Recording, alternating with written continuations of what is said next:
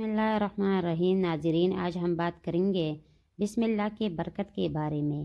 ایک مسجد کے امام صاحب نے جمعہ کے خطبے میں نہایت یقین کے ساتھ یہ بات بتائی کہ اللہ کا نام لے کر یعنی بسم اللہ پڑھ کر دریا کو حکم دیا جائے تو وہ بھی نافرمانی نہیں کرتا۔ خطبہ سننے والوں میں سے ایک چرواہا بھی موجود تھا۔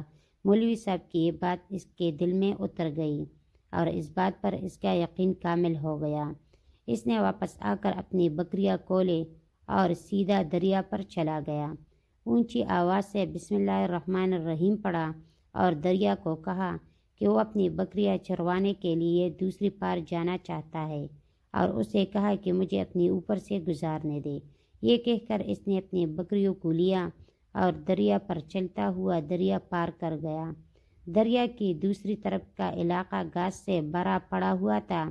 درختوں کے پتے بھی سلامت تھے کیونکہ کسی کو یہاں تک آنے کی رسائی نہیں تھی۔ اس نے خوب اچھی طرح اپنی بکریوں کو سیر کروایا اور واپس لوٹ آیا۔ پھر یہ اس کا معمول بن گیا۔ وہ بکریاں پار چھوڑ کر واپس آ جاتا اور شام کو جا کر بکریاں واپس لے آتا۔ اس کے بکریوں کا وزن دگنا چگنا ہو گیا۔ لوگ چونک گئے اور اس سے پوچھا کہ وہ اپنی بکریوں کو کیا کھلاتا ہے۔ وہ سیدھا سادہ اور صاف دل والا نوجوان تھا۔ اس نے صاف صاف بتا دی کہ جناب، میں تو بسم اللہ الرحمن الرحیم پڑھ کر دریا پر چل کر اپنی بکریاں دوسری طرف چروانے لے جاتا ہوں۔ یہ بات سب نے سنی مگر کسی نے اس چرواہے کی بات پر یقین نہیں کیا کیونکہ یہ ناقابل یقین بات تھی۔ مگر بات ہوتے ہوتے مولوی صاحب کے پاس پہنچ گئی۔ مولوی صاحب نے اس چرواہے کو بلایا اور سارا ماجرا پوچھا۔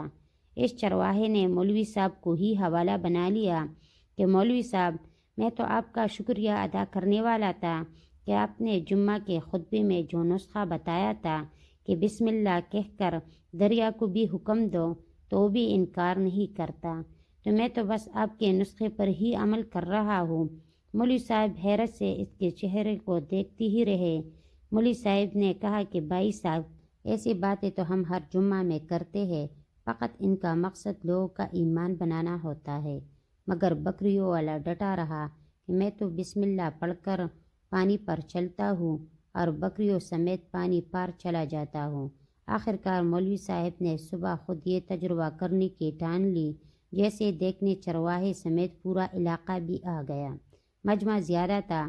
مولوی صاحب نے ایک دو بار سوچا کہ انکار کر دوں، کہیں ڈوب نہ جاؤں، مگر وہ جو مولوی صاحب کو کندھے پر اٹھا کر لائے تھے اب بھی وہ جوش اور خروش سے اللہ اکبر کے نعرے لگا رہے تھے اور مولوی صاحب کے حق میں تعریفی کر رہے تھے۔ آخرکار مولوی صاحب نے اپنے ڈر کو دور کرنے کے لیے ایک رسی منگوایا۔ پہلے اسے ایک درخت کے ساتھ باندھا، پھر اپنے کمر کے ساتھ باندھا، پھر ڈرتے ڈرتے ڈھیلا ڈالا بسم اللہ پڑھا اور دریا پر چلنا شروع ہو گئے۔ مگر پہلا پاؤں میں ہی رکھا تھا کہ پانی میں گر گئے۔ مولوی صاحب ڈبکیاں کھانے لگے اور پانی کے بہاؤ میں بہنا شروع ہو گئے۔ لوگوں نے کھینچ کھینچ کر باہر نکالا۔ مولوی صاحب کی اس حرکت نے چرواہے کو پریشان کر دیا کہ مولوی صاحب کے بسم اللہ کو یہ کیا ہو گیا ہے، کیونکہ اس کا یہ روز کا معمول تھا۔ اس کے اپنے یقین میں کوئی فرق نہیں آیا۔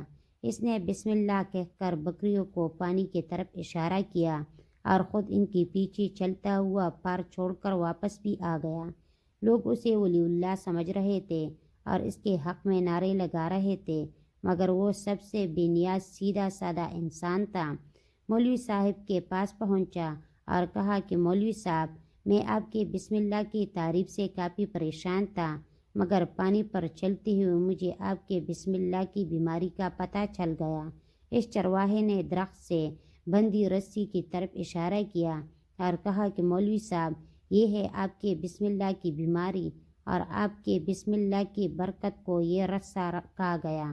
آپ کو اللہ اور بسم اللہ سے زیادہ اس رسی پر بھروسہ تھا، لہٰذا اللہ نے بھی آپ کو رسی کے حوالے کر دیا۔ پھر کہنے لگا کہ مولوی صاحب، آپ بھی کمال کرتے ہیں۔ میں نے آپ کی منہ سے سنا اور یقین کر لیا اور میرے اللہ نے میرے یقین کا لاج رکھ لی، مگر آپ نے اللہ کا کلام سنا مگر یقین نہیں کیا، لہٰذا آپ کو اللہ نے رسوا کر دیا۔ محترم عزیز دوستو، یہی کچھ ہمارا حال ہے۔ ہماری نمازوں اور دعاؤں کا حال بھی یقین سے خالی ہے۔